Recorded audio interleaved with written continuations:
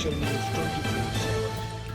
24/7। Gangs of thugs पूरे देश को लूट रही है और इस देश की सारी संस्थाएं मोदी और अमित शाह सरकार ने अपने हाथ में ले ली है, जिसे नियम कानून के तहत कार्य करने की स्वतंत्रता नहीं है।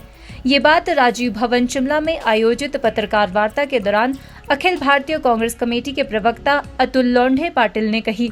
उन्होंने केंद्र सरकार पर तंज कसते हुए कहा कि देश को घोटालों से बचाने वाले ही अगर इन घोटालों का हिस्सा होंगे तो देश को भला कौन बचाएगा। अतुल पाटिल ने उपराष्ट्रपति ओपी धनखड़ के आर्थिक अराजकता फैलाने के बयान पर पलटवार करते हुए कहा कि जब सर्वोच्च न्यायालय ने शेयर मार्केट की 24 अनियमितताओं को लेकर सेबी को जांच के लिए कहा था, तो क्या ये भी आर्थिक अराजकता फैलाना था। देश को ये बताना चाहते हैं कि गैंग्स ऑफ ठग्स इस देश को लूट रही है और इस देश की सारी संस्थाएं मोदी प्रणीत, अमित शाह प्रणीत सरकार ने अपने हाथ में ले लिया है, जिसे कोई स्वतंत्रता नहीं है कि वो नियम कानून के तहत कुछ काम कर पाए।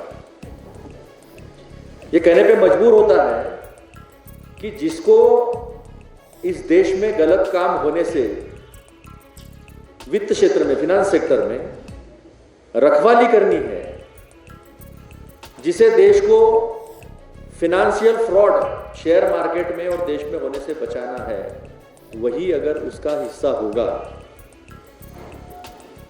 कोतवाली अगर चोर होगा, तो इस देश को बचाएगा कौन। तो विपक्ष को अपनी भूमिका लेने पे मजबूर जो किया गया है, क्योंकि अदानी जो फ्रॉड किया है, आज हम ये कह सकते हैं कि स्कैम दाई नेम अदानी, उसे जिनको इंक्वायरी करने के लिए सर्वोच्च उच्चतम न्यायालय ने कहा था, वही उसमें अगर संलिप्त दिखती है। मैं माधवीपुरी बूच की बात कर रहा हूं।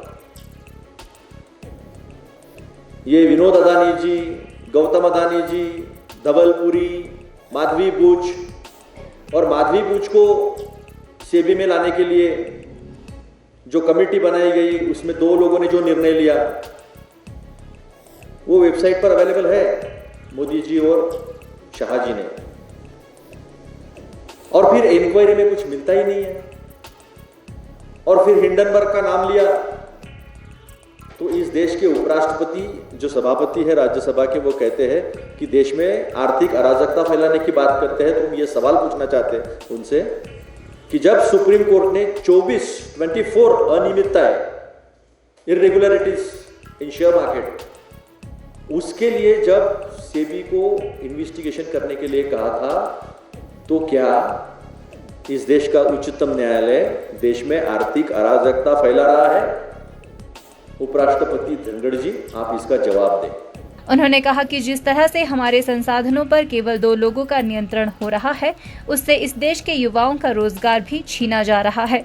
उन्होंने कहा कि मोदी और अमित शाह ने देश के सारे बिजनेस की कमान अडानी के हाथों में सौंप दी है, जो सरासर गलत है। फ्रॉड हुआ है, राउंड ट्रिपिंग हुआ है, ओवर वैल्यूएशन हुआ है, और जो फॉरेन पॉलिसी जो है, एफडीआई पॉलिसी में फॉरेन पॉलिसी का रोल अहम होता है, वो भी अगर अदानी जी के लिए चल रही होगी, अंबानी जी के लिए चल रही होगी, तो देश के सामने लाना ये हमारा कर्तव्य है और वो हम कर रहे हैं।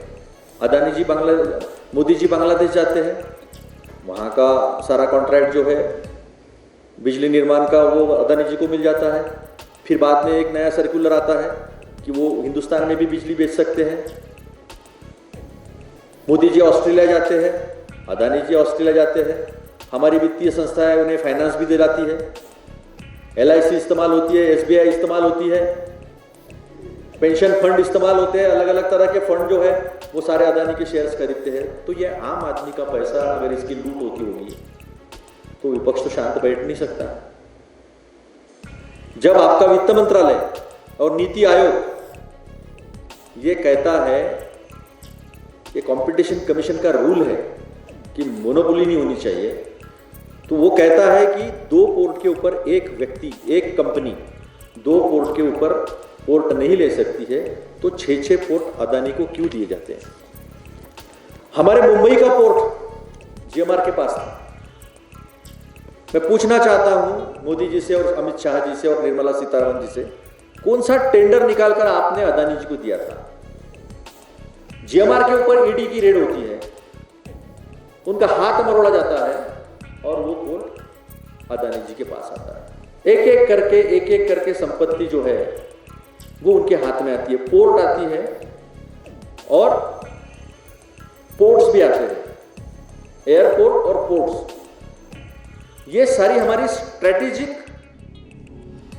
असेट्स हैं।